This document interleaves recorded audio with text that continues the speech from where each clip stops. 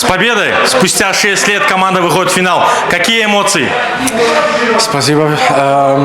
Эмоции отличные.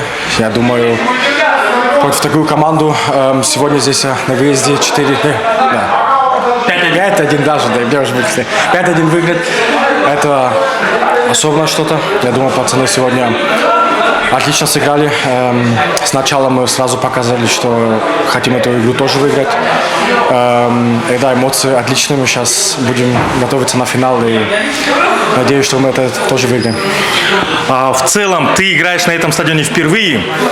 Местные болельщики очень славятся поддержкой своей команды. Как тебе поддержка местных болельщиков, атмосфера, сам стадион?